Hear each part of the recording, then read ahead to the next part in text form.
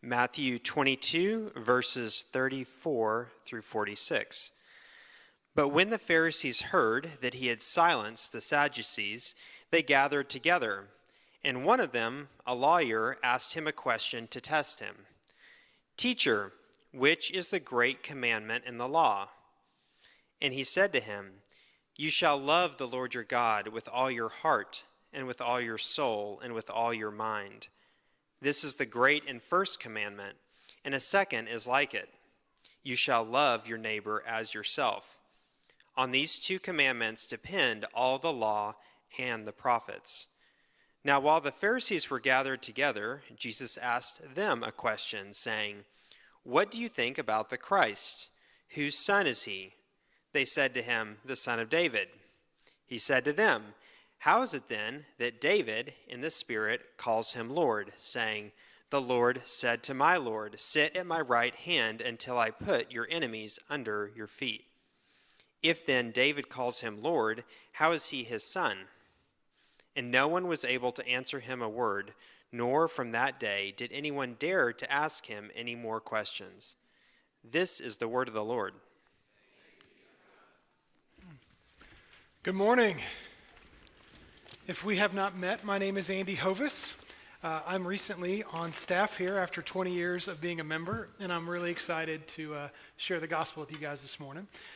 If you have re-engaged questions, I'm the guy you should come find. So come find me after the service if you want to. We can talk about that. I'm really excited to bring this passage to you guys this morning. I think that there's a lot of folks right now pretty frustrated with the world. I think there's a lot of people that are hurting. I think there's a lot of darkness. And I was very excited to be talking about what possibly would God have us do in those types of circumstances. So if you feel that way, today's passage is absolutely for you. Jesus is going to very clearly lay out what we're to do in this world and what are the best things we're to do with our lives. And so I also want to talk about this idea just very briefly. As Christians, when things aren't going well, we tend to have a spectrum with which we can respond. And on this side of the spectrum, when things don't go the way you want it to go, there's rage, there's anger, possibly even violence. And on this side, there's hiding. And I have a heart that's tempted to both directions depending on what's gone wrong or what possibly is going wrong or what frustrations that I have. And the passage this morning is going to tell us Jesus has neither of these two things in mind for us. Jesus has something right here in the middle. Wide is the way to destruction and narrow is the gate to righteousness. And we're going to talk about what God would have us be about doing, not necessarily what we would like to maybe be about doing on the periphery of these two things. So let me pray for us. Father, Jesus' words in this passage are so direct and they're instructive. Please do not let me muddy their meaning. Please do not let my words expound upon your words to the point of cluttering your meaning. Please dwell amongst us and engage our hearts. Amen. Yeah, it was with great joy, actually, that I get to preach this lesson. About a month ago, I was floating in my pool. I can't remember why, but I was hot and sweaty.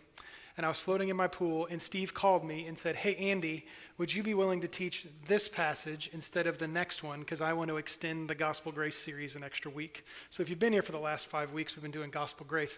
And I'm very pumped because two reasons. One is the next verses are about the condemnations of the Pharisees and the Sadducees, and it's a pretty intense passage. But also because I love being on mission. It might be my favorite thing to be. And what that looks like for me, and this is true of my family as well, is that if you tell me these are the guardrails, and then I get to run hard and fast down between those guardrails, I get excited.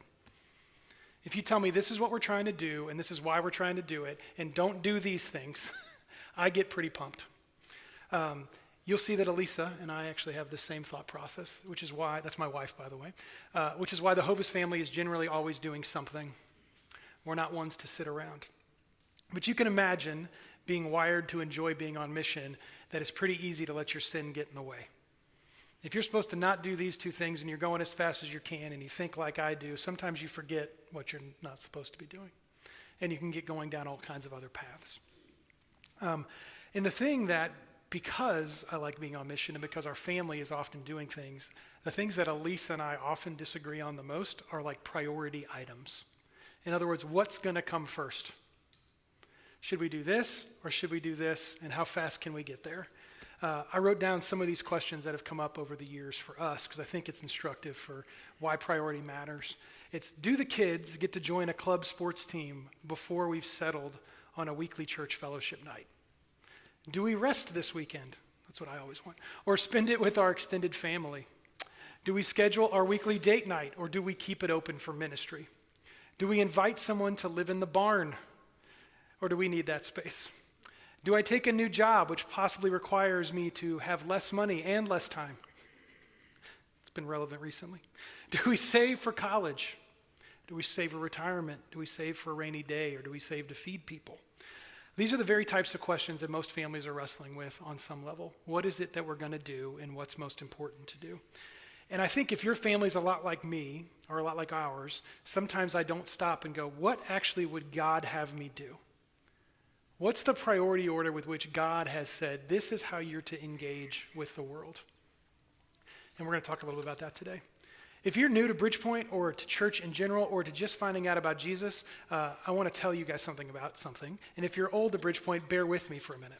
This is a Bible, okay? It has 66 books in it. And there's an Old Testament and a New Testament. It's about 2/3 of the way through, it divides itself. The Old Testament was all written before Jesus' earthly ministry. In other words, before Jesus was born. He was alive and well and the God of the universe before that, but those books were written in that time. The New Testament was all written after his ministry. In other words, after he was killed, crucified, died, rose, and ascended into heaven. They were written after that point in time. And the first 5 books of the Old Testament are Genesis, Exodus, Leviticus, Numbers, and Deuteronomy. There's not a test later. Okay, there's not a test. But those are the first 5 books, and they're called the law. And it would be very easy to do an incomplete summary of them that looks something like this. We, mankind, are so well adapted to rebelling against God's desire for us that we needed some 613 commandments found in those 5 books in order for us to even recognize when we were heading outside the bounds of what God had in mind for us. There's 2.5 books, specifically Deuteronomy, Leviticus, and Numbers, that are just basically the rules with which you're to comport yourself.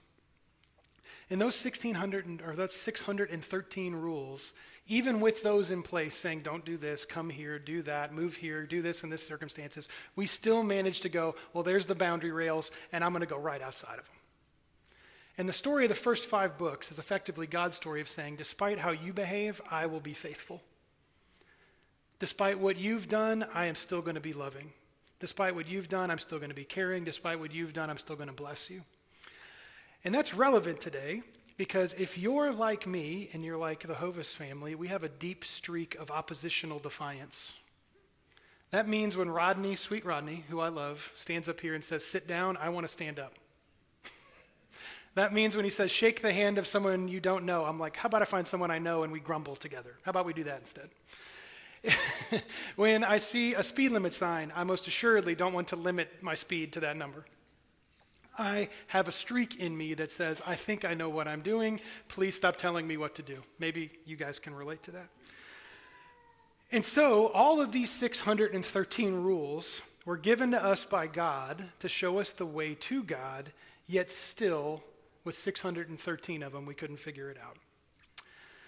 And the Apostle Paul phrases it like this, and this is from Romans chapter 3, verse 20. It says this, for by works of the law, no human being will be justified in his sight, since through the law comes knowledge of sin. Those first 5 books I was telling you about in the Old Testament are called the law. Jesus calls them the law, the Pharisees do. They're the rules by which you're to live. And Paul here is telling us, actually, the purpose of the law isn't to keep you in bounds. It's so that you know how out of bounds you actually are. That's what the law shows you. Rules show you how out of bounds you actually are. And so having all those laws, one of the things that becomes very evident is if this is what God says I'm supposed to do with my life, I am directly oriented against that. I need something to help me be oriented towards what he would have me do. And that's by definition what sin's called. I am actively trying to do it my way. But I want to go back to Matthew, which is what we're studying today. This is a really unique time in Matthew. If you've been here at the church for years, we are now, I think, in the middle of our 3rd year, maybe 2.5 years of trying to get to the end of Matthew. which is, we're at a point now, which is something interesting, is this is the last time that the Pharisees and the Jewish leaders are going to question Jesus while he's a free man. He's about to be arrested. He's about to go before a trial. He's about to give his life for us. But this is the last time that they have a chance to question him. And specifically for this question, they choose a lawyer. It says right there in verse 35. And it says, tell us this lawyer was not asking Jesus for clarification. What was he asking us for? He was to test him. He was testing Jesus. Can you imagine you're the God of the universe and you can read the hearts of man and you're sharing what is true about the world, and the people who are supposed to know the most about you, a lawyer whose job it was to have memorized all of this, isn't coming to you and saying, Lord of the universe, what should I do? He's coming and saying, I'm going to test your knowledge of this. I'm going to test your knowledge of what you know, what's in here. And I'll tell you, I had a similar experience about 15 years ago. I'm not the God of the universe, so not that similar. But 15 years ago, I worked for a company that was sued. So I was involved in this lawsuit for the better part of a year. It was incredibly stressful. My stress bingo card had all the chips marked in all the spaces. And one thing that kept happening was I had to be interviewed on a regular basis by a lawyer, not a friendly lawyer, an oppositional lawyer. And so I would have these depositions where I would sit at the end of a table and 3, sometimes 4 men would sit around and ask me questions. And that happened for multiple hours one time and multiple days. And the idea was, how can we trip Andy up? What can we ask Andy about what he did or did not do that will result in my client winning? Right? And then when that was over, that didn't resolve it, unfortunately, and there was an arbitration. So then more people were present, and I got to be a witness again. And same lawyers, plus some friends, asked the same group of questions and some extra questions, trying once again to trip me up, trying to get me to say something that wasn't true. And then ultimately I ended up in federal court. So Andy's a witness on the witness stand. There's a federal judge, and for hours one day, somebody sat and tried to test me.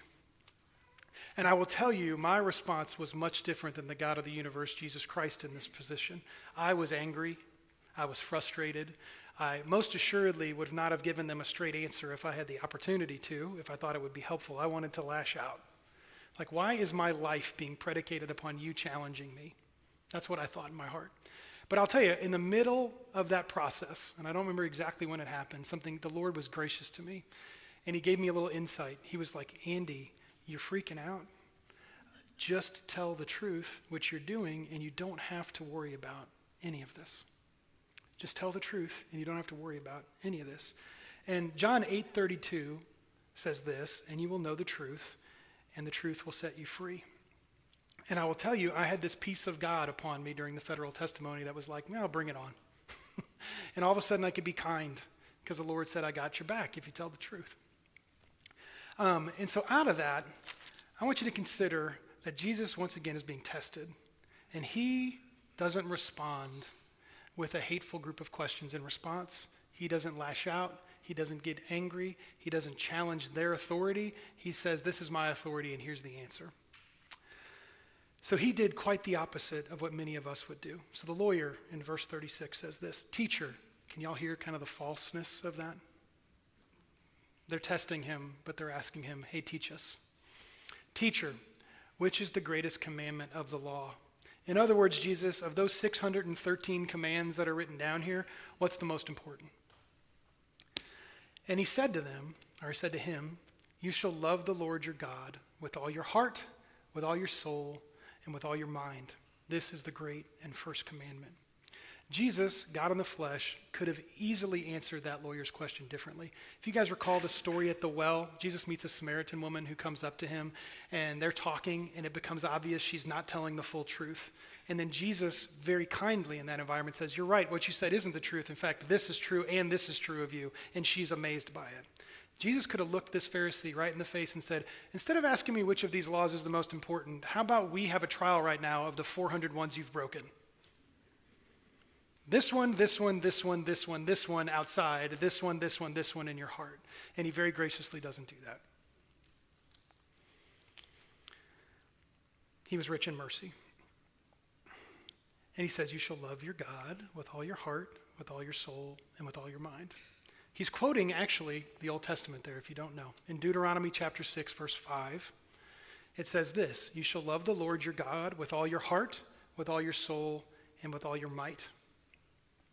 If you're like me, I immediately started going, okay, this is my heart, this is my mind, I don't know where my soul is. How am I supposed to use all of that to love the Lord? My strength, maybe. But there's this lacking there because it's an idiom.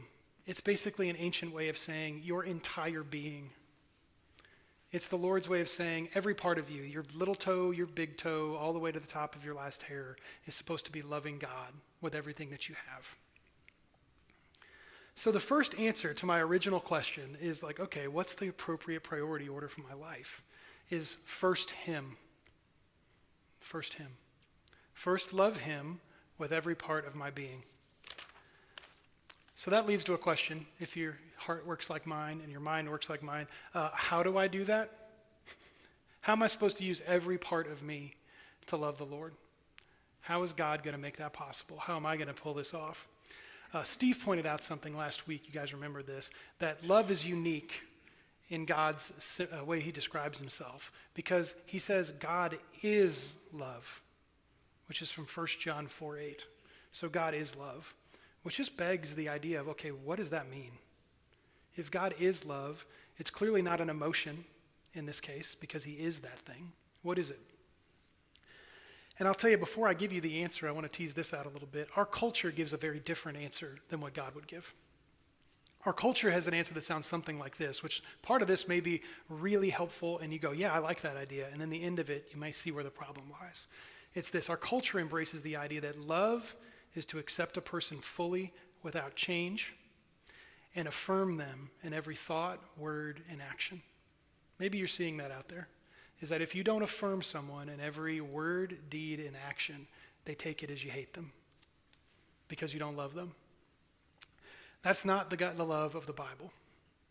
The first part is true. You accept the person no matter what they've done. But the affirming them in all the things that aren't true is not the part that comes back to and aligns with what Jesus would tell us.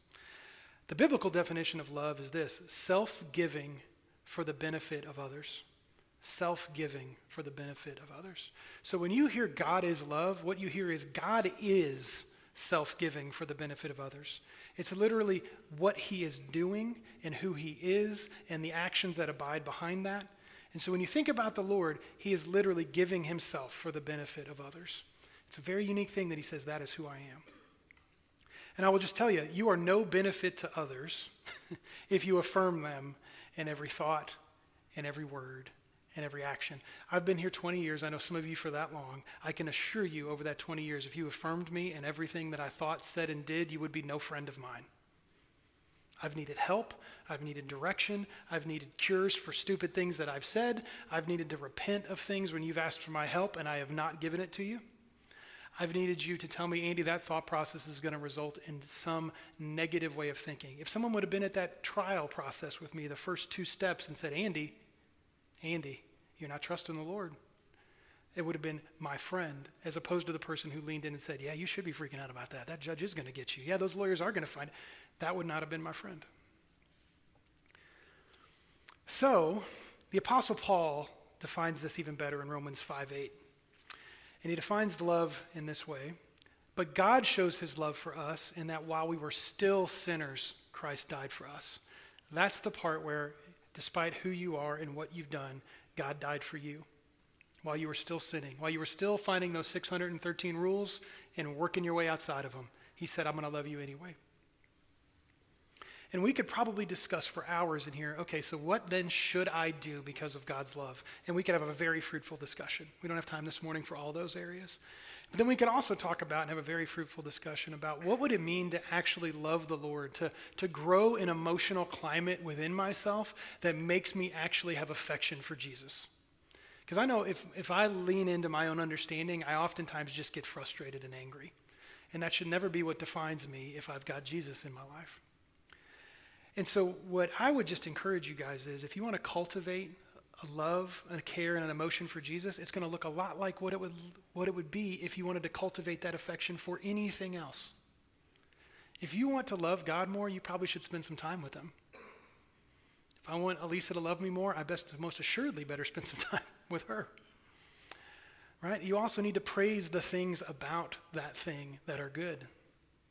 And you need to sacrifice what you want for that thing's benefit or what it asks you for.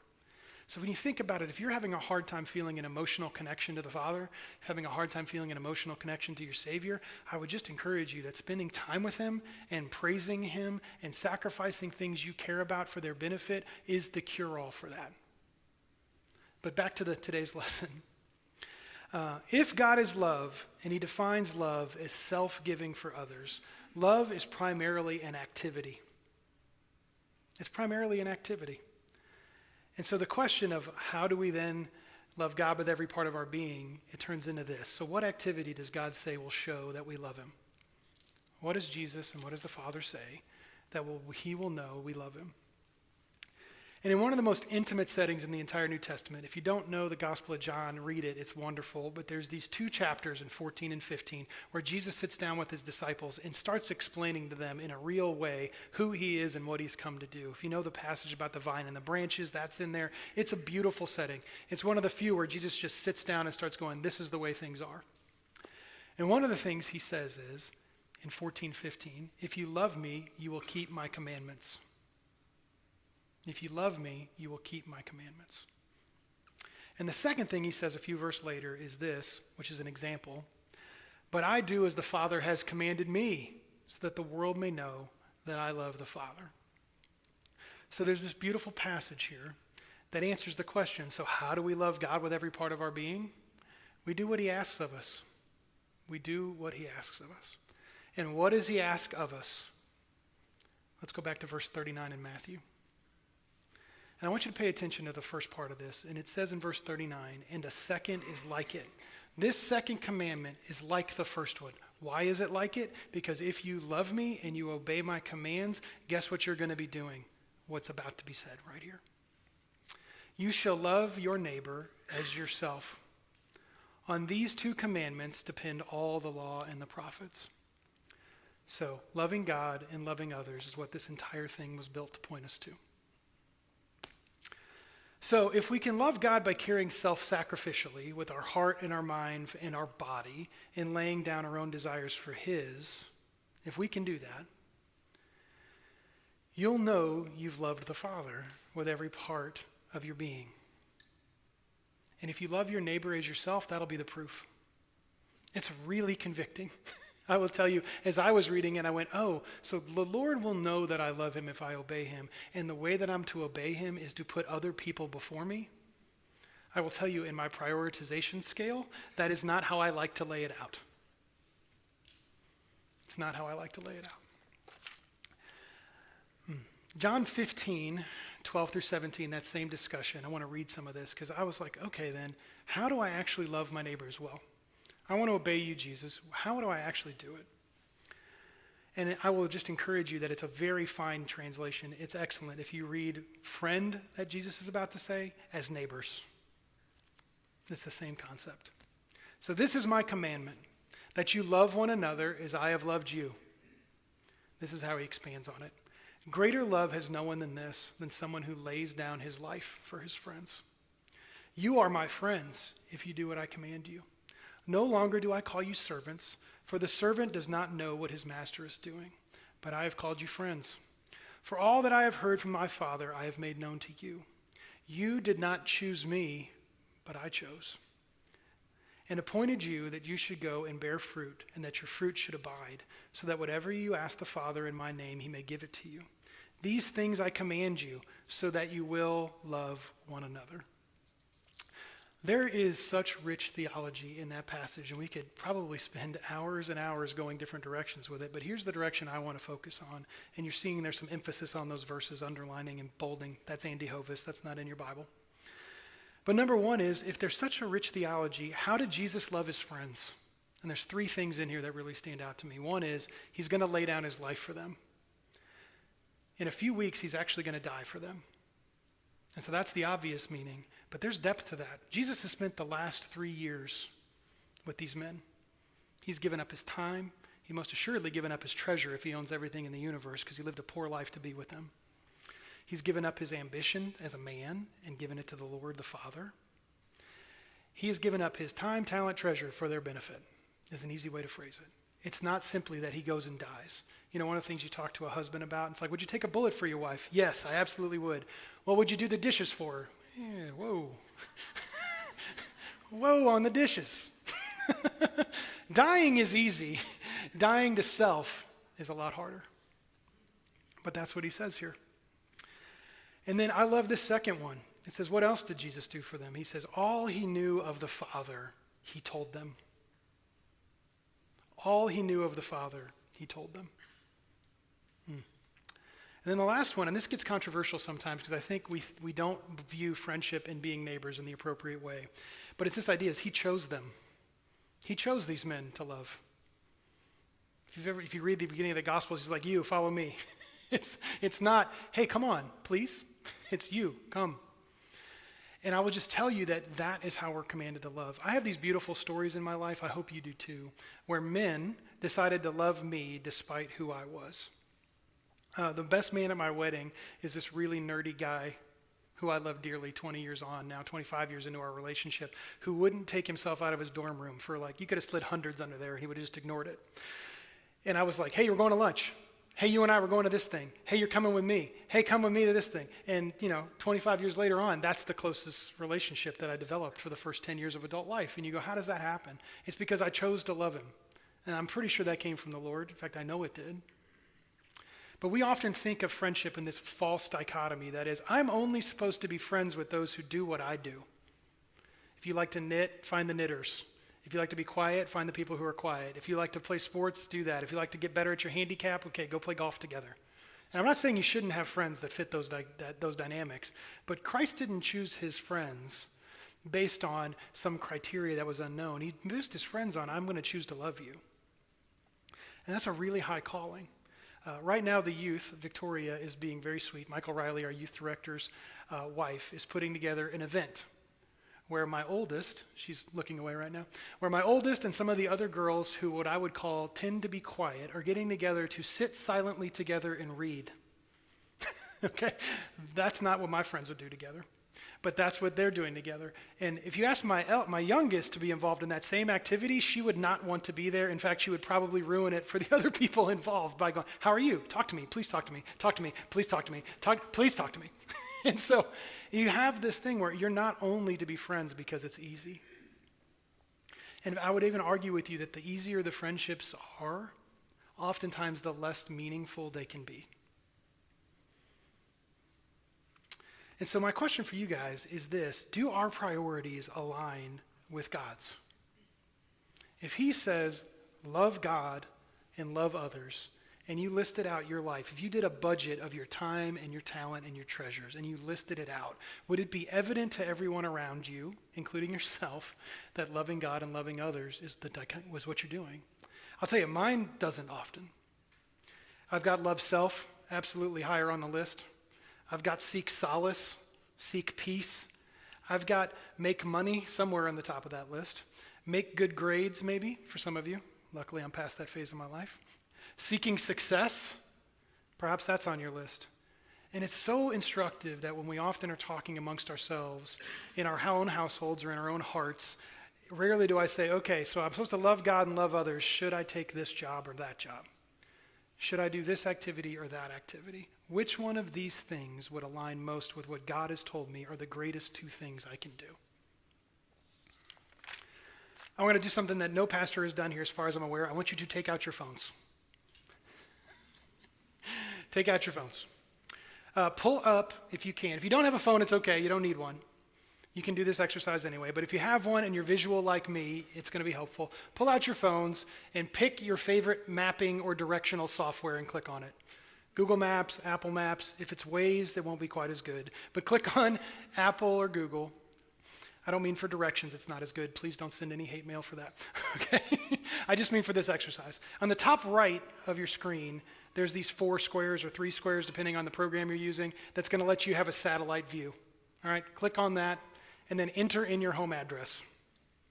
And I'll keep talking while you guys are doing that. Pull up your home. I think there's actually a slide you guys can show that actually has my neighborhood. So you should be looking at something like this.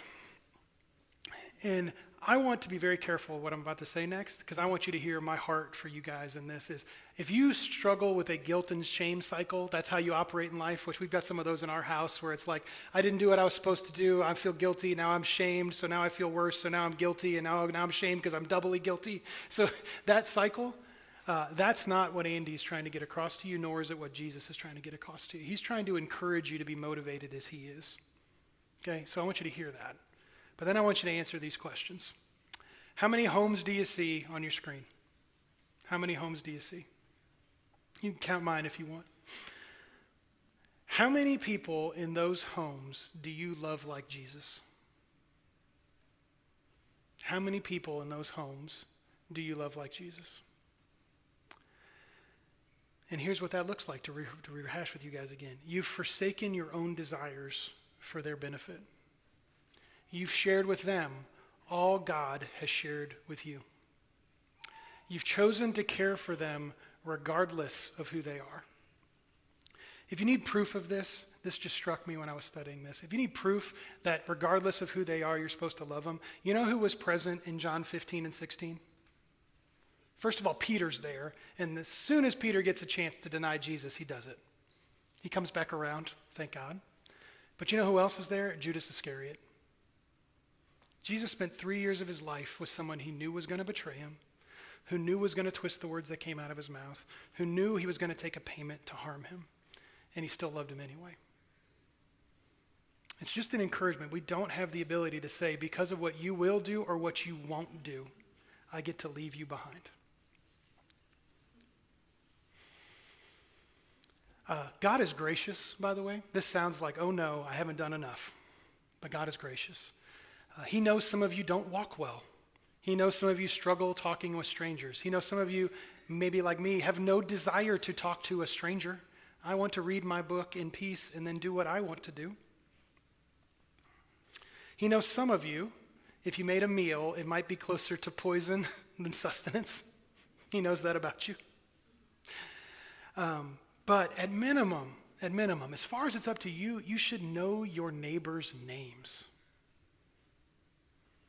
You are God's embassy. You are the place where he resides. You should know your neighbor's names. So go home and look at your screen, look at that aerial, and we'll come up with some application for that in a minute. But the unique thing about this is, I love the way that Jesus thinks about how broken our hearts are, is that he immediately understands that these Pharisees hate him, they're testing him, and they have no answer for what he just said. Because he basically told them, love God, love people. And they're like, well, that's true, but that doesn't mean these 613 other things, which is what we really want it to mean. But I want to go back to the original passage, because one of the things that comes to mind is, I just go by, what authority does Jesus have to tell me that I'm supposed to love other people more than I'm supposed to love myself? And he immediately answers that right after this. So if you look at Matthew 22, 41 to 46 again, I'm going to read it. It says, now while the Pharisees were gathered together, Jesus asked them a question. It's interesting. He asked the question, right? What do you think about how the Christ, whose son is he? They said to him, the son of David. And he said to them, how is it that David in the Spirit calls him Lord, saying, and he's quoting Psalms here, the Lord said to my Lord, sit at my right hand until I put your enemies under your feet. If then David calls him Lord, how is he his son? And no one was able to answer him, nor from that day did anyone dare ask him any more questions. Why would they not ask him any more questions? If you're familiar with Matthew and you've been with us for a while, you know Jesus has not shy about proclaiming that he is God, that he is God's son, and that he has divinely been appointed to be here, and that he's going to be crucified, buried, and risen from the dead. That's his mission. And so he goes to these Pharisees who are experts in this book, and they know all the prophecies.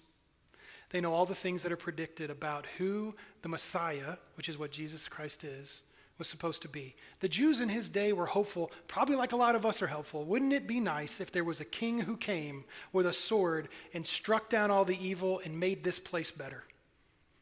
That's what they wanted. That's what they believed was coming. They didn't realize what they really needed was someone who was going to come and forgive them for their sins and their trespasses, and someone who was going to redeem their lives. But that's what they thought was coming. And they thought that was coming because the Old Testament says multiple different times that the Messiah will be a son of David. In other words, they thought it was literally going to be, just like in the royal family of England, king, prince, the next one in line, somewhere down the line, one of the descendants of David was going to come and rule on the throne. But they thought he would be a man. They didn't think the Messiah would be God. And so Jesus points out to them here that David, it says, in the Spirit. So in other words, the God of the universe whispered in David's ear, the Messiah is going to be God himself. And it says right here, this is the Lord. The Lord said to my Lord. In other words, the God of the universe said, I'm David, this is my Lord. He said to his Lord. So in other words, it makes no sense for the high King David to be, my Lord is my kid. It only makes sense that the Lord himself, that the person who's the Messiah, will be divine. The only way that David could have someone above them is if it's God himself. And all the Pharisees and the lawyer most assuredly knew that he was pointing them back to this idea that if King David recognizes that the person who's coming from him is going to be his God, then most assuredly you should recognize that the Messiah is God. And the reason that the Pharisees asked him no more questions is this was the highest heresy you could possibly have if you were a Jewish person, to say, I'm God. And Jesus is clearly showing, David said that the Messiah would be God, and I'm telling you that's who I am. So the authority by which God says, love your neighbor as yourself, is not because he was really a nice guy. It's because he's the God of the universe. Jesus saw them, and he wanted us to understand that he has the complete authority to ask this of us. That's the authority. Let's talk about some application. When we started today, I spoke about how you could possibly come in here frustrated with the world. You've seen people killed. You've seen school shootings. You've seen a frustration. You've seen UN meetings if you're watching the news. Rarely is it going what I would consider well. And there's many enemies in this world who want to see it destroyed. But I will say this, if you're frustrated with the way the world is and how it works, if you are fed up with the greater culture and you're tired of wading through darkness, I know I am. There's almost nothing that I do in this world, even the things that are of God, where it goes smooth sailing because people are sinning all along the path. But I will tell you guys, you, the church, are the mechanism by which God changes those things. He promises that nothing's going to stand against his church. And if you want culture to change, the people in this room who love Jesus, who have confessed that he's Lord, you are the mechanism by which that happens. If you want there to be more justice and more mercy to make things right, if you want the culture to be more loving, if you'd like what God has to say to shine bright, what are you supposed to do? Love God with your whole being, and the manifestation of that is you obey his commands, and his command is you love your neighbor as yourself. If you'd like the culture to change, I will tell you, you have way more chance of changing the 20 homes around you through God's empowerment and what he's asked you to do than you do 1,000 or 1,000,000 or 10 million. Most of us don't have the gifts of oration. Most of us don't have a future that looks like Billy Graham, where thousands of people are going to listen to us, but your neighbors will. And so our calling in this is then, if you feel like me, it's like, man, I am not doing this right now to the fullest extent to which I could. If my whole body's supposed to be doing this, if my whole being is, so what am I supposed to do? I'm supposed to repent. God, I'm not doing this the way you want me to do it. God, change my heart, and let's go find some neighbors. That's the practical application of it. Repent of the fact that your neighbors don't know you. Ask God to change your heart towards your neighbor, and then seek one out. One of the ways you can say this, I've kind of hinted at this a little bit already, is if you fear God, respect God, and nothing else, if you do that, it frees you up to love God and love everybody else. If you fear God and you want to love him, it frees you up to love everybody else. Because if he controls all the outcomes, it doesn't matter if they don't respect you. It doesn't matter if they mock you. It doesn't matter if you become lifelong friends, which in my experience you most assuredly will become from time to time. And then if you still feel like, well, I can't do it, well, congratulations, you're in really good company. welcome to the church. If you can't do it by yourself, it's because you're not supposed to. And there's two people who are going to help you. One's a group. If you're not in community with fellow believers, you're missing the boat, brothers and sisters. I can't see my own sin and my own failings, and I can't be encouraged by other believers if I spend all day, every week, by myself. If I'm not in loving Christian community in a real way where my heart is exposed and you get to see how I interact, there is no chance that you're going to be able to speak in and change the way that I'm going. We're commanded to fellowship together. We're commanded to break bread together. If you love me, you'll obey those commands too, by the way. You're doing those things together will sharpen you. It says in Proverbs, iron sharpens iron, which means sometimes it's not that fun. Sometimes your good friend comes to you and says, you know you're pretty rude to your spouse when you're talking to her publicly? And you're like, oh, okay. So everyone who sees you sees that's what the Lord would talk to people as. And you're like, oh, I should probably change that. I should probably change that. And there's a secondary helper, and it's the more important helper. And it comes, believe it or not, right from John 14 and 15 again. And it says this, and I will ask the Father, and he will give you another helper to be with you forever. Even the Spirit of truth, whom the world cannot receive, because it neither sees him nor knows him. You know him, for he dwells with you and will be with you. The Holy Spirit, if you've confessed that that Jesus Christ was crucified, dead, and buried, and rose again, and his blood paid the penalty for your sin, and you believe in your heart, and you know that that's true of him, and you know it was true that you were a sinful, he's forgiven you, you're a believer, you're in the kingdom of heaven. So the question is then, you have the Holy Spirit inside of you, and I would just challenge you guys to ask him for help. He quite literally looks forward to that. Help me do what I know I'm not very good at doing. I want to go back to slide 24. I think it's 24. I feel like I'm hurting the AV team back there. But I would just ask you this. How different would culture be if our loudest apologetic was, instead of words, much of the words are necessary, looks something like this. If our neighbors could say, my Christian neighbor loved me, he told me about his God, and he loved me despite who I am, I will tell you right now, you will change the face of the planet. And the way that I know that is we've already changed a great deal of it that way. That's literally how Jesus has laid it out. To make disciples, this is the starting point, is loving your neighbors.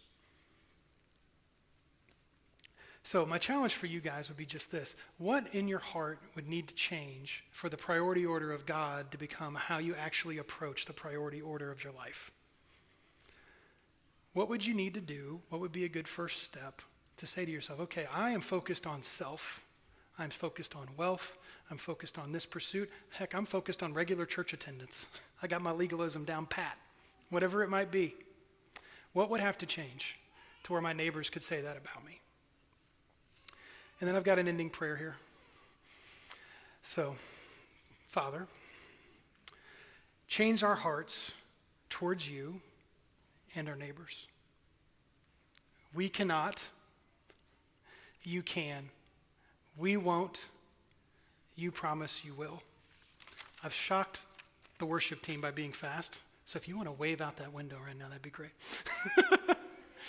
Steve and I can have a contest. I've won the short contest. So let's give it a few seconds. We're going to sing a song. I do want to share this, one last thing that's almost unsermon related.